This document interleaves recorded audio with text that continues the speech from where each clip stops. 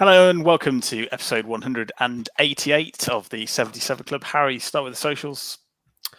The Wall 77 Club on Facebook and Instagram, at 77 Club Podcast on Twitter, iTunes, Spotify. Please like and subscribe.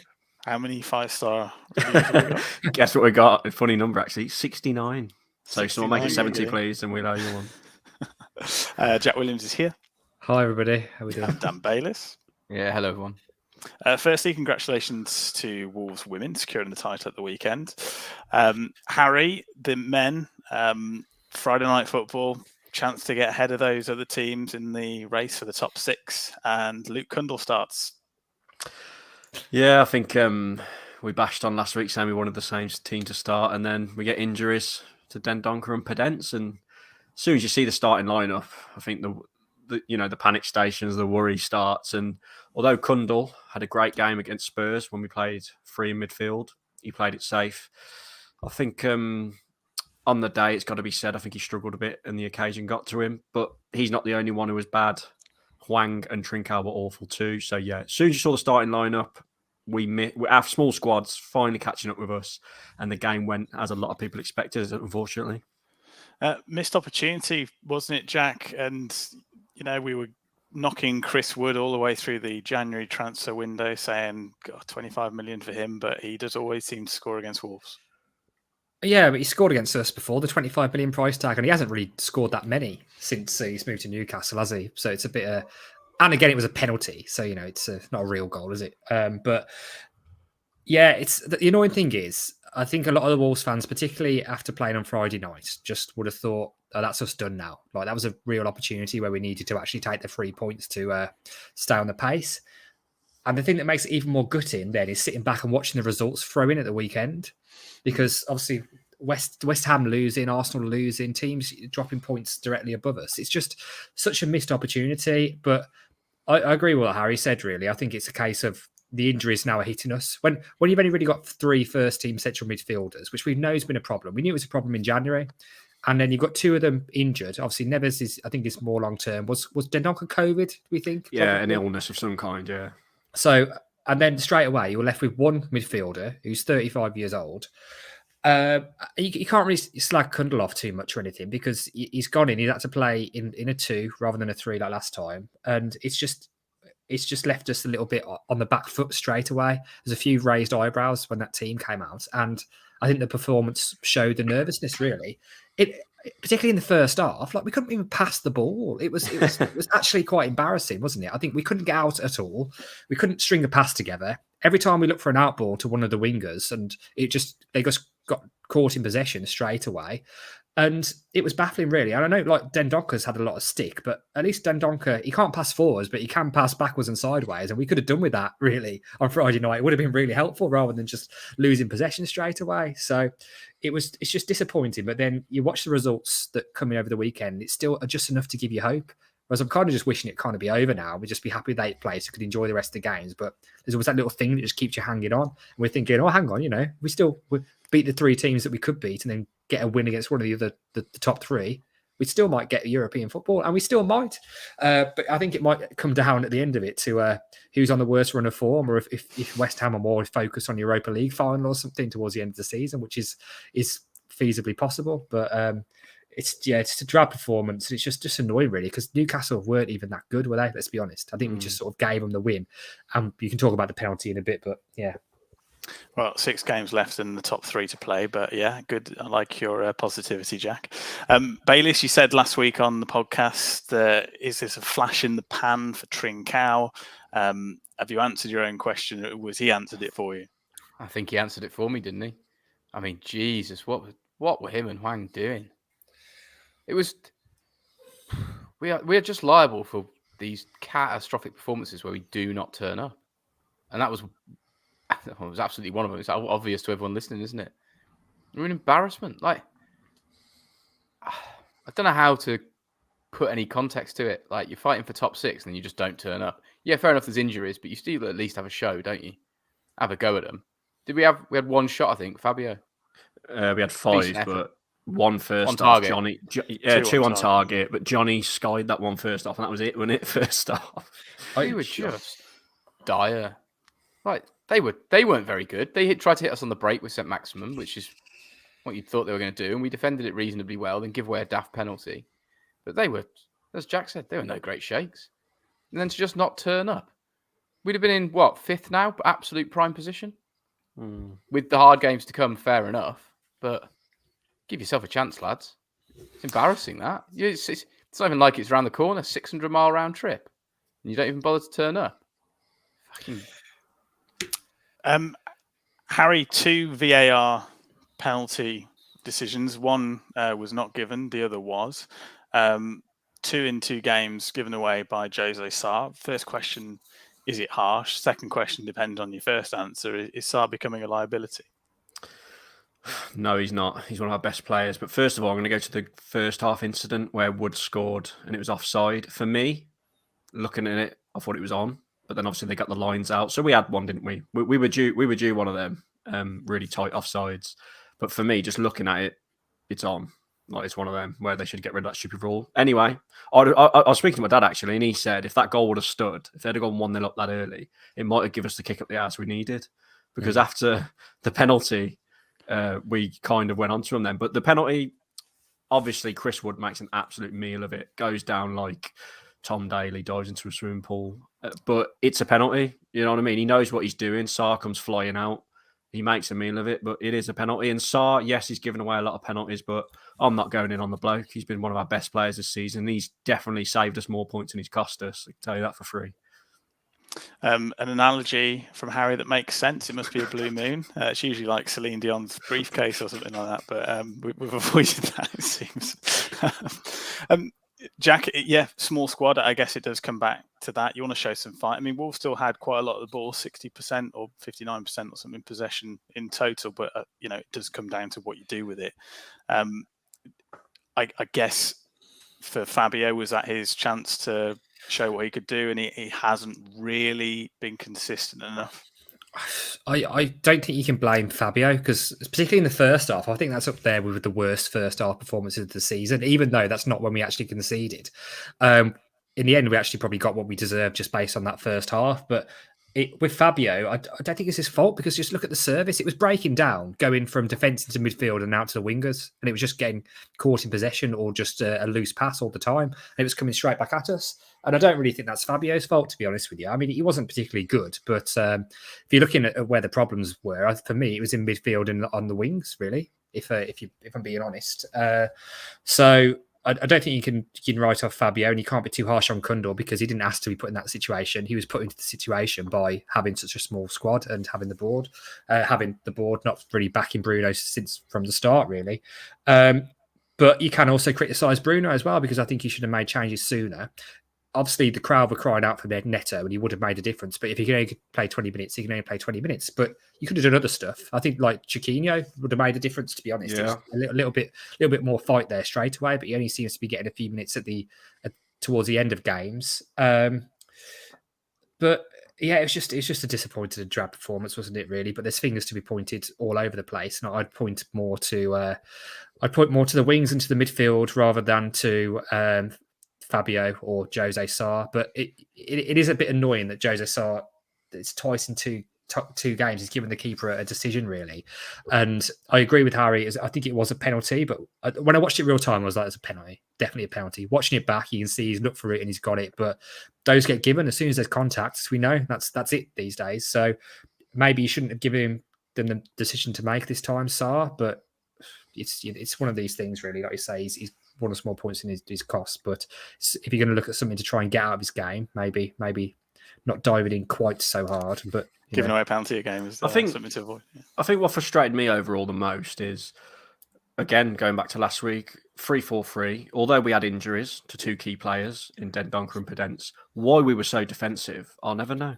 It was like we set up just to go in at drawing at half time, and that's got to be a Bruno Lage tactic. So I don't get it. We discussed they just lost to Spurs by a big margin. Why didn't we try and attack more? I know Hwang and Trincao had a stinker and they kept coming back, and Fabio had no service, but I just don't get why so defensive and negative. It was really weird to watch for me.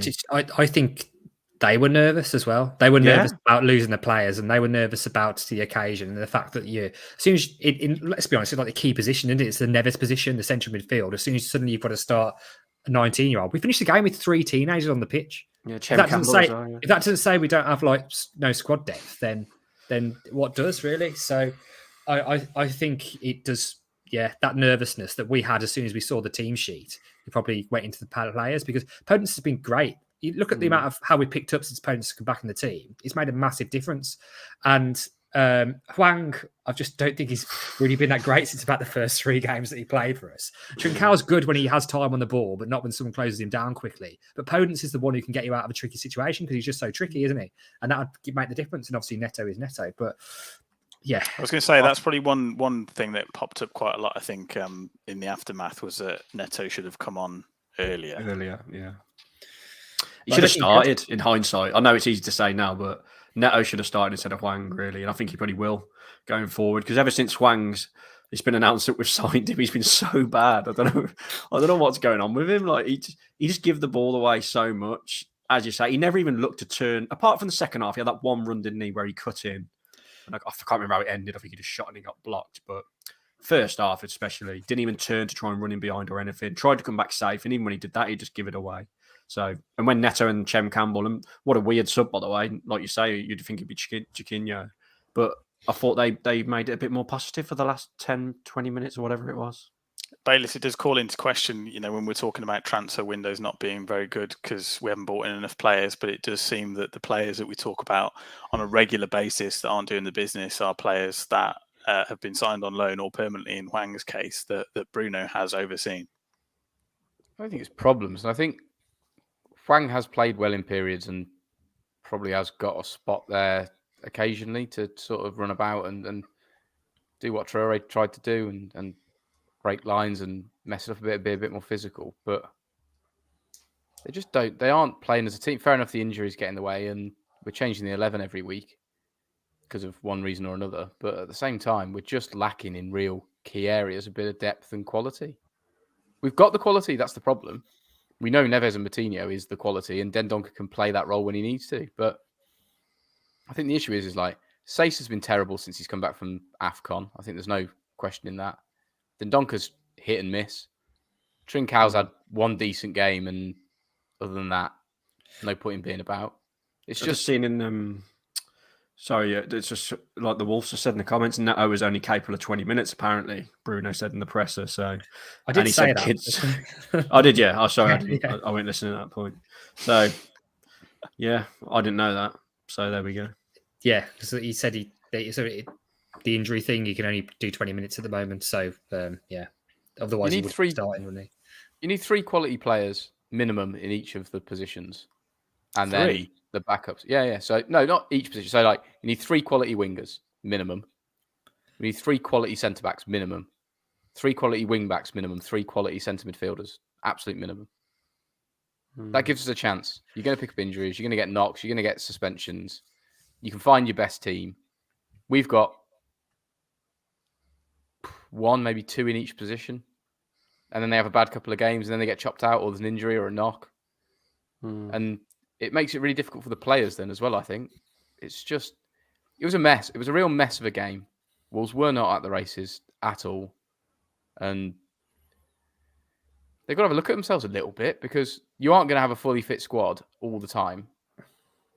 And then to not turn up is just, that's the worst thing. If we'd have gone and tried to play football and lost 3-0, at least there's a reason for it. At least we've gone and had a go. That game was probably as important for us as it was for Newcastle. Yeah. That's them safe now.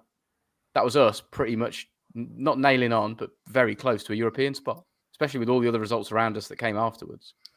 I think we feel a bit better now, like Jack mentioned at the beginning. But right after the game, we were all like, I said, didn't I? I said, I'm fed up of getting my hopes up and just bottling it. And the way we set up, and then after the game, because you assume the other teams are going to go on and win their games. Thankfully, 3 of the 4 lost. So we've still got a chance, but very, very disappointing performance. But I mean, it's hard to blame Bruno, really, with the small squad, I suppose. Did everyone here watch the Man City-Liverpool game at the weekend? Which, yeah. by the way, absolutely lived up to the billing. I mean, I do not want to play either of those sides. Absolutely thrilling game.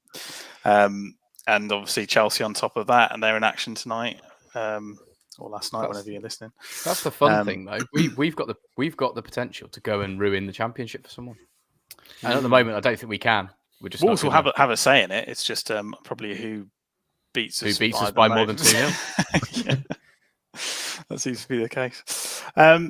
Let's move on to some other bits. So a couple of things I want to talk about. I think maybe start with transfers, Harry.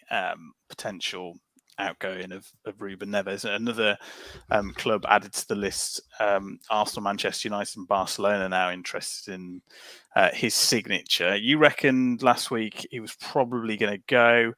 I sort of said, even if it's European football, I think we've probably agreed that that's probably not going to happen now. Do you think a Manchester United or an Arsenal would be a sideward step? Well, obviously we're going to say that, but in terms of club size, obviously they're bigger clubs, but Arsenal, 50 and 60 million's the reported fee, isn't it? Which obviously we'd want more. Bruno Lage has even said 100 million, hasn't he, in one of his quotes. But Barcelona, which we said last week, they probably can't afford him. So if it is Man U or Arsenal, personally, I'd rather him go to Arsenal, I think, just because I hate Man United. But I think, like I said, I think he's going. I think he's capable of going to one of the big boys. I do. I think he could play for City or Liverpool. Whether he'd start for them, I don't know. But I think he's that good. But it's his career, isn't it? And if he thinks going to Manchester United or Arsenal progresses him and potentially gets him into the Champions League in the next few years, he probably will go. But it will hurt to see him to go to. As long as Wolves aren't idiots and let him go for something stupid like 40 million. Yeah, it'd be silly. Yeah. If it's 100 million, then surely do you cash in? I think they will. They can't turn that down, I don't think. No. Especially if he wants to go as well. 100 million. Yeah. Like Jack, would you begrudge the move? Yeah, I don't think he'll go. Like, we have this every time a transfer window comes around. He was going to Manchester United in January, wasn't he? So, I mean, I don't know why he'd go to Arsenal because it's a big risk. I know I'm sure the wages will probably be better, but it's a risk in terms of the career, isn't it? Because you just don't know how it's going to go. They've had a half-decent season under Arteta this season, but for the last few years, they've been all over the place. The thing that worries me, though, is that it wasn't just Man United and Arsenal, it was Barcelona. And you're thinking, like, Barcelona ain't got any money.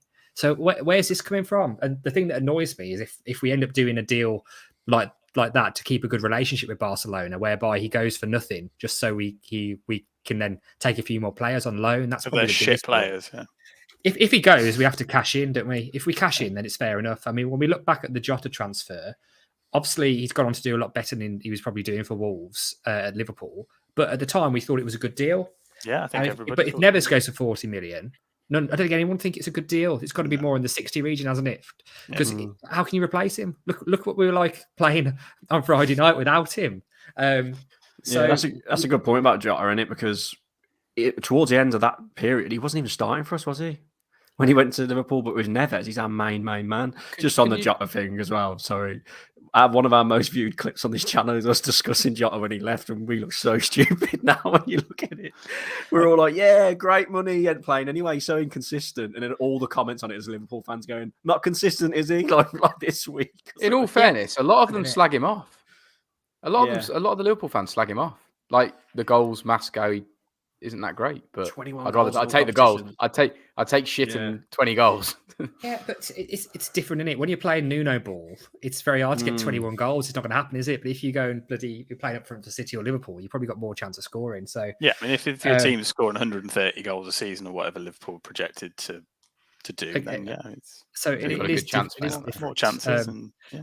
Obviously, I did like Jota in the fact I thought he was a natural finisher, and you don't get many of those at Wolves, to be honest. So he's whatever, but that's done. But with Neves, I think that'll really hurt wherever and whenever he goes, because he was like the first marquee statement of intent from Fosun, wasn't he? I think, and it was like, hang on, we've signed this lad from Portugal for. It should also be considered that there have been a lot of big transfers for players that aren't as good as Neves in the last couple of years. That Pepe that Harry went to Maguire. Arsenal, 70, yeah, well, he's coming to that. Maguire 70 odd million, Pepe 70 odd million, Kepa 70 million. Yeah, there's loads of them. So someone comes in mega money. Something needs to be done, because I mean we're going to end up in a same scenario as the next person we're going to talk about, which is Traore, because Neves' deal runs until 2024.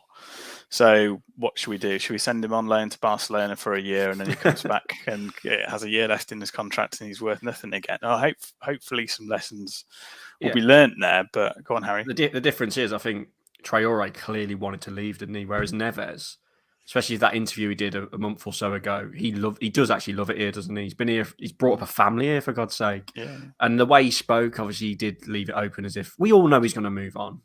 We all know. Like, I think a lot of Wolves fans, if they're honest, including me, I thought he wouldn't be here now. Back when we signed him, because he was he was playing in the Champions League when we signed him.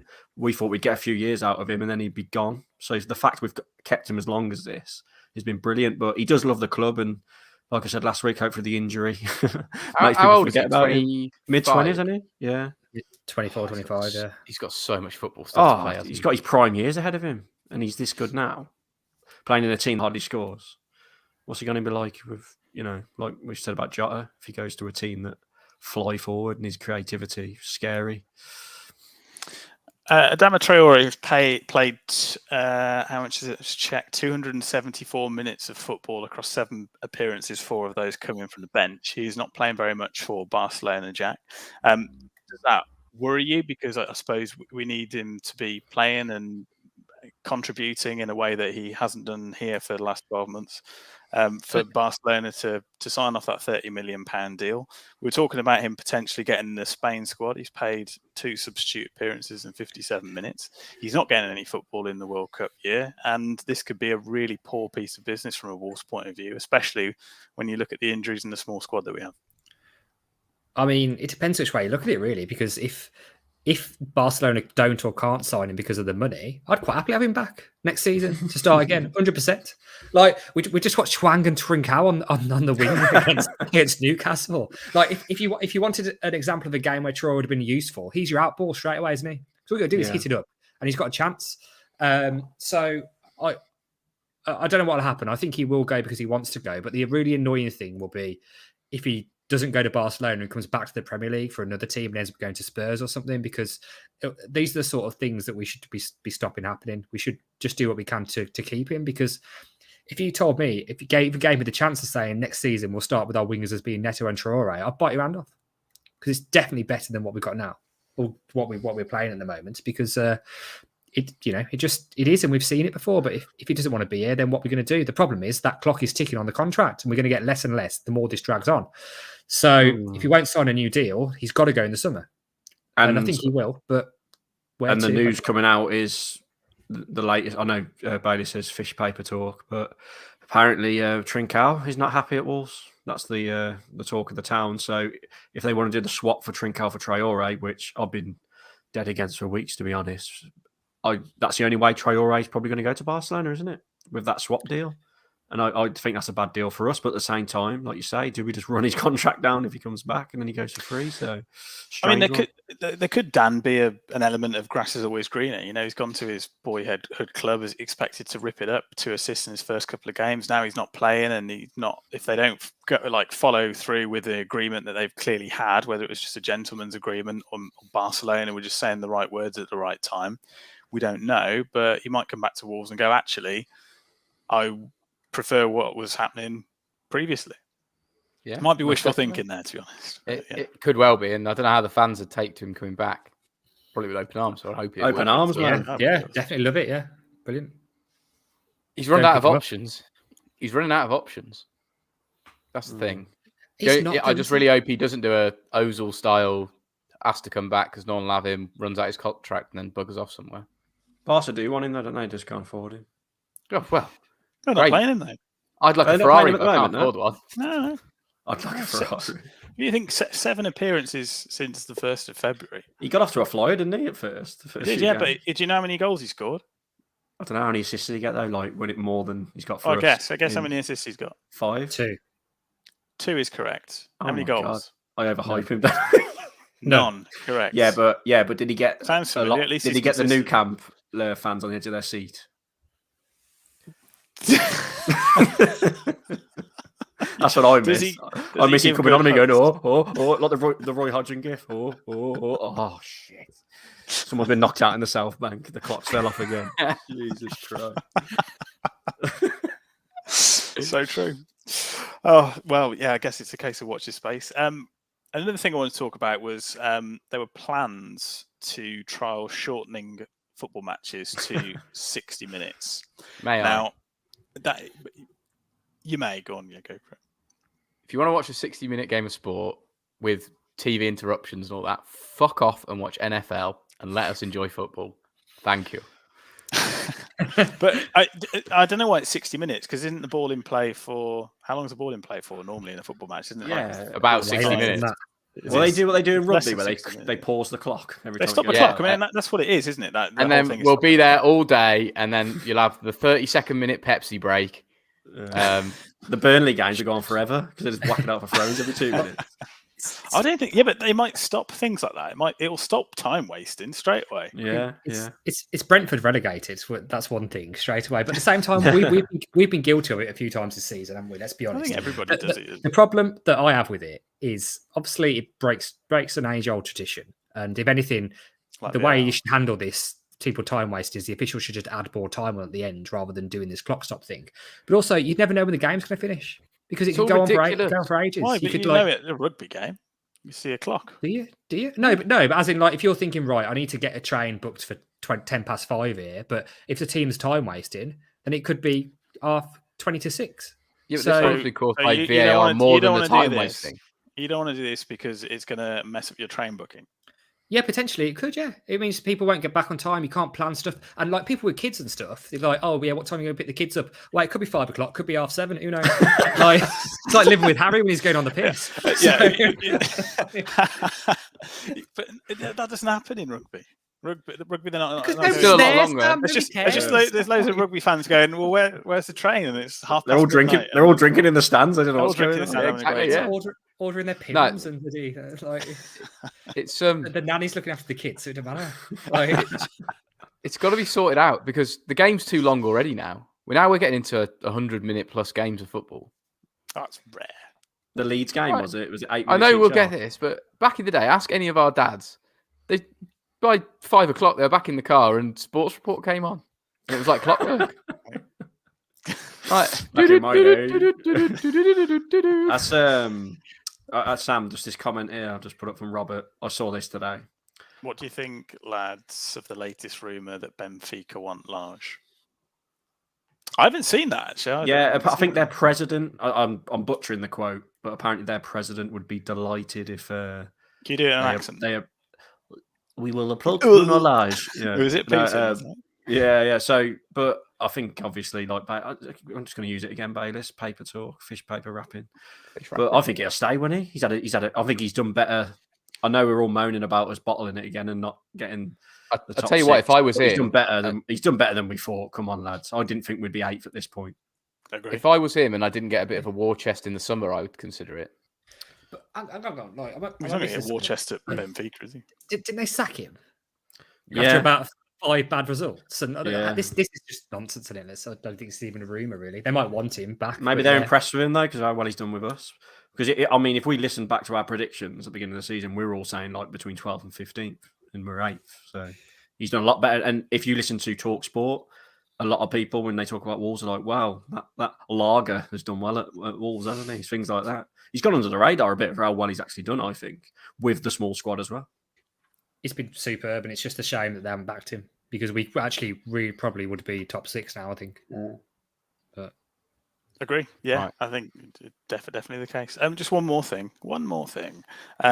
Jesse Marsh, the Leeds boss, came out and said it was a very bad decision by Wolves to put away fans in the steeple lower because it helped them win the game, where we know it's the referee helped Leeds with the game that day. Harry, I'll start you off on why it's good that they are where they are. First of all, I'm surprised he had a chance to do an interview when he's on the set doing the new series of Ted Lasso. We said before we come on air, like we're on fucking Talk Sport. We said he obviously didn't watch the Premier League football before he's come to Leeds because everyone hates coming to Molineux. It's so hard to generate atmosphere in that bottom tier. and it's a crap view. So he's got no idea what he's going on about. The Leeds fans are class, so they always they're very rowdy. They're the best away fans that have been at Molineux this year, in my opinion. And obviously the game created that atmosphere. But you ask 90% of the Premier League away fans that come to Molineux, they hate coming. They hate sitting in that lower bit. So I think it gives us a huge advantage. Jack? Oh, I'll be really gutted if they ever redevelop the stadium and move the away fans, because it's great. They all hate it. They're all spread out. They can't generate any atmosphere because they're all spread out. They've got the sun in their eyes. And, you know, if we score 90 with money, they get covered in fucking coffee and piss. Brilliant, really. They do. Dan? I don't know. That's done me. That was brilliant. No, I agree. Sun's in their eyes. When it rains, they get piss wet, just like us. Leave them exactly where they are. When they redevelop Molineux, they won't listen to us, will they? They won't listen to people that care. You mean they won't listen to the fans' parliament? They'll do whatever some architect says. And anyway, should we talk about that? What is he? That Yank bloke at Leeds? Jesse What Marsh, does he know? Jesse Marsh. Yeah, what the hell does he know? That's the one who said that he thinks it's a That's what he said, disadvantage. It's bad for us having the away fans in the Steeple lower win. Stop letting Americans try and dictate our sports, because all of theirs are crap. It's so true. I mean, That's he's why probably they're the not. only He's ones probably that not used to seeing an away section, because obviously all American sports is all mixed, isn't it? Like when we went to that, was it Cardinals v Cubs, and we were like sat next to the opposition fans, weren't we? I was like, "What's going on?" We were trying to generate beef between the two sets of rival fans, and they weren't having any of it. No, no, sit It was down, a man. Have a Budweiser. Not $12. Yeah. That's a nice way of saying, basically, we went to a nice baseball game and ruined it for everybody who was there. Poor English bloke. That said, we went to Colorado Rapids and also ruined everything for everybody who was tailgating that day. And then you started dribbling on Jack Price on the pitch after the game. I did, yeah. I had no idea what I was saying to him, but he took it well. Before we move on to my super duper quiz, yeah, I've done a little bit of maths. Quick Oh, maths. God help us. So we mentioned early on. I do. I don't. We mentioned right at the beginning of the podcast about the 6 games remaining. 3 fixtures we should win, we'd agree, and 3 we probably won't win. Yeah, Man City, Liverpool, and Chelsea must probably lose all those. They're the winners. But then is Brighton, Norwich, and Burnley the other 3? Yeah. So say we win those 3 and then lose the 3 we expect. We'll How many points is that, Harry? Yeah, exactly. No, listen, that leaves us on 58 points, right? I looked, and on average, to get into the top 6 the last few years, it's been 63 points. So I think we've got to win all those 3 ones and try and nick a win out of one of the big boys to have any chance of getting the top 6. But I'm thinking top 7 now. I think top 6 is not going to happen. But didn't we have 57 when we got top 7th place before? Yeah. So 58 points last season would have got us 9th. So it varies a little bit, doesn't it? Yeah. So, the one thing that worries me now is obviously we're not playing this weekend, are we? And if we were playing, we'd have been playing Man City. But I've just had a quick look at the fixtures of who everyone else is playing. So Spurs are at home to Brighton. Man United have got Norwich. Arsenal have got Southampton. And West Ham have got Burnley. So I think it could all be pretty much over after this weekend. Come on, Burnley. It's a real mess up losing that game on Friday night. West Ham haven't been great of late. No, that's the one that's the potential slip up. We screwed up by letting them beat us 1-0. The one Man United, to be fair. Yeah. Ronaldo's smashing phones up, isn't he? Well, Liverpool have got Man United next week, and Chelsea got Arsenal. So, yeah, I think it will be close, but no dice. Yeah, but how do we make the playoffs to go for the championship ring? The playoffs. Stick the ball in their fucking goal hole. Harry's got a quiz. Are we doing ticket news quickly so Jack can redeem himself? I have got a bet as well, weirdly. I did have a look at some. We've got Jack, just quickly, because last week we made a big mistake about England, didn't we? So just tell them. Yeah, last week we were chatting a load of nonsense about which game was behind closed doors for the England games that were at Molineux. So we said the Hungary one was behind closed doors, and it sold out today. So I don't think that's probably possible. So good. They sold 0 tickets. Finger on the pulse there. It's definitely not behind closed Whoever was in the comments telling us that we were wrong, we're so sorry. We forget your name. There's a space on the podcast in the bottom left. Oh, brilliant. Have you got anything else ticket-wise, Jack? Have we got any games, have we? Not really. No. Well, Burnley's sold out. There's very few left for Brighton. And then it's only Norwich, the last home game, isn't it, before the end of the season? So on a Sunday. On a Sunday at 2:00, my least favourite time for a football game. I've learned, yeah. Burnley away 2:00 as well. Yeah, I'm giving that one a miss, I'll be honest. I'm in Barcelona for that, so I'll be watching it in Espresso. I'm in Spain El as well. Costo. Do you want to watch it together, Harry? Are you actually? Yeah. Ever? Yeah, we watch it. What are you doing in Spain? I'm in San Sebastian. How old are Did you? not answer my question. On What are you holiday. doing in Spain? Are you going on holiday? Yeah. I'm on a stag do. What are you doing in Spain? I'm in San Sebastian. Oh, Pushing sorry, I drugs. thought it was a given that you go on holiday to Spain. Well, no, I don't know. It might work. Just pop that to fetch. Just popped out there. For some leche. Quite That's possibly. milk. Isn't it? Never came back. Thank you. Yeah, it's all right. Quiz? Oh, sorry, Harry. Yeah, go on. Yeah, I digress. Right, the quiz this week. Now, the last time we did a quiz, for those who remember, you lot were awful. So you've got to get more than one right between the three of you this time. I Same think as you'll find I usual. won. Yeah, I don't know how you did.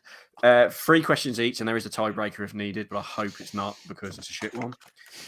Yeah, it goes Sam, Jack, then Bayliss, and the category this time is, lads, I thought we'd go right back to where dreams started. To the 1832. No. 2018-19, our first Premier League season of the recent era. So, Sam, we're starting with you. Question 1. And what I will say is there is a few very easy ones in there, just so we don't look absolute idiots. Right, question 1. Question 1, Sam. I'm nervous. Which club did Wolves beat 2-1 at Molineux in both the Premier League and the FA Cup in that season? Manchester United. Oh, thank God for that. If you'd have got that one wrong, I'd have just stopped there. It is Jack. This is quite a long one, so bear with me. Question 1 from Hungry Like the Wolf. What colour do we play? Depends if we're home or away. Jack. After eliminating Liverpool from the FA Cup in the 3rd round, Wolves made the short journey to Shrewsbury and a potential banana skin in the 4th round. Sure enough, they found themselves 2-0 down before Jimenez got one back on the 75th minute. Whose 93rd minute leveller saved their blushes and brought Shrewsbury back to Molineux? Oh, Jack. I can't remember. I actually can't remember. I know, I think. I think I know, but I'm not sure. I didn't know this. I had to look. I think it was a defender. Willy Bolly. Is it? Oh, I reckon no. it's Matt Doherty. It was Matt Doherty. So, Bayliss, to level up with Sam. Which Wolves player was unfortunate to put through his own net in successive games against Man City and Leicester and then do it in a 3rd time in March against Burnley in that season? So he scored an own goal against City, Leicester and Burnley that season. Can I say that I'm just going to question was a lot easier than Byron down. Yeah, but listen, they do. I have made a mix, so there is easy ones coming for all of you. I'm going to guess at Cody because I remember him scoring an own goal, but you are correct. It had to be Cody, didn't it? Well done. 3 own goals. I'm joking, Cody. I love you. Sam, back round to you. Who scored Wolves' last home goal of the season at Molineux on the 4th of May when Fulham were beaten 1-0?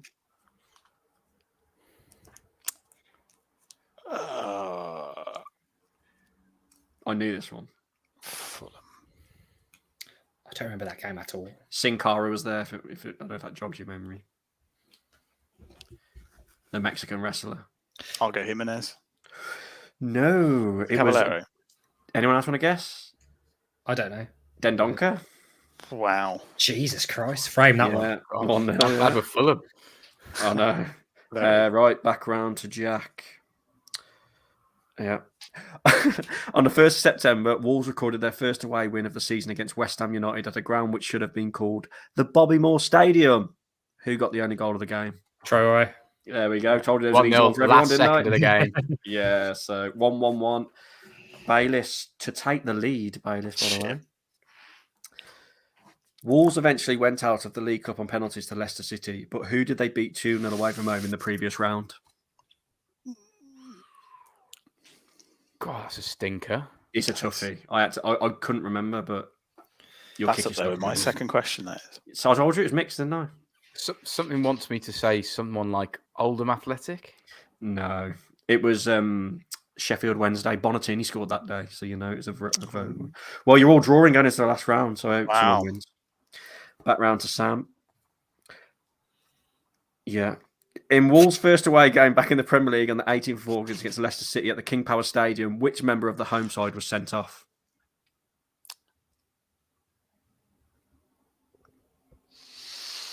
Can you repeat the question? So first game away at Leicester back in the Premier League, we lost. Was it 2 or 1-0? Can't remember. But someone got sent off for Leicester that day, 1-0. basically. We hammered them for the first 20 minutes and lost 1-0. And I know why we don't remember, because we were absolutely battered. Yeah, I was going to say a Leicester player. I think it might be 2-0. Yeah, I think it was 2-0. I'll go with Vardy. Wow, well done. It was. It was. I think it was 2-0 because we were moaning about it. Vardy got sent off. Yeah. Back round to Jack. Wolves made a spirited run to the semi-final stage of the FA Cup, but their progress was surprisingly ended when they surrendered a 2-goal lead to Watford. Which club did they knock out in the quarterfinal to reach that stage? In the quarterfinal, did we knock out?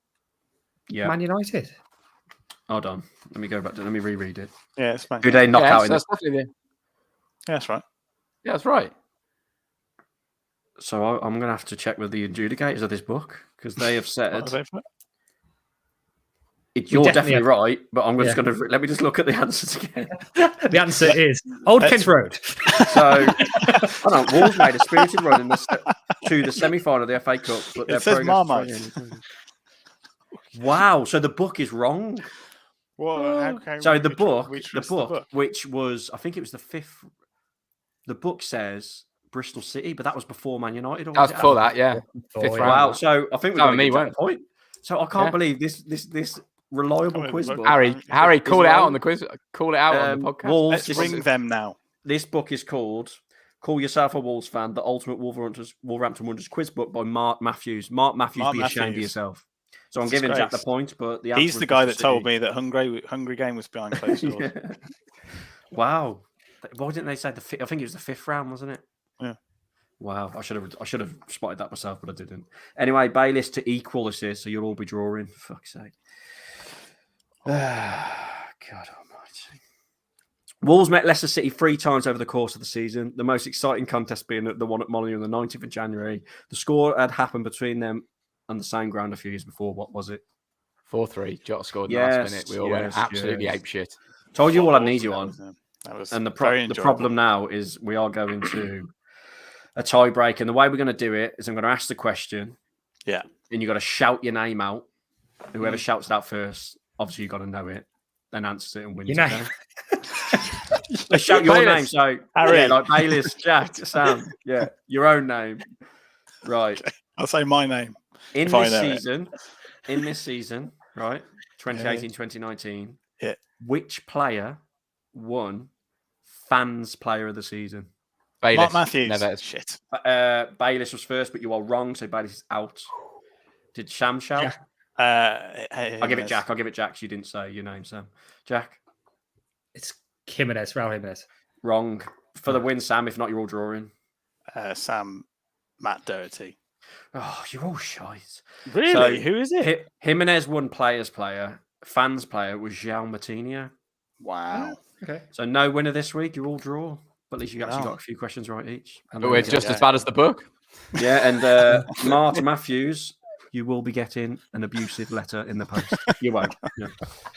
Made out a newspaper clip. Makes me wonder whether we've just had the wrong answers before. I cannot wait to go on Amazon in about 5 minutes and put ruined our podcast. Leave a review. Yeah. 1 star. Excellent. Right, we'll leave it there for another week. A week off the football. It's the Easter weekend though, so I imagine Harry will be getting blind drunk. Jack, you're having a little bit of a time off before the summer kicks in, and Dan's a functioning alcoholic. So we will say goodbye until cricket, you fucker. Story checks out. Say goodbye to Harry Mansell. Yeah, will we do a podcast next week just before we go? Because there's no game to review. Or preview Burnley, come on. Maybe. It's a 2-minute podcast. So it goes. We'll see. Yeah. This is leaving the review. Yeah, see in a bit. It's goodbye from Jack Williams. Bye. And it's a goodbye from Dan Bayliss. Bye, everybody. And it's a goodbye from me. Goodbye.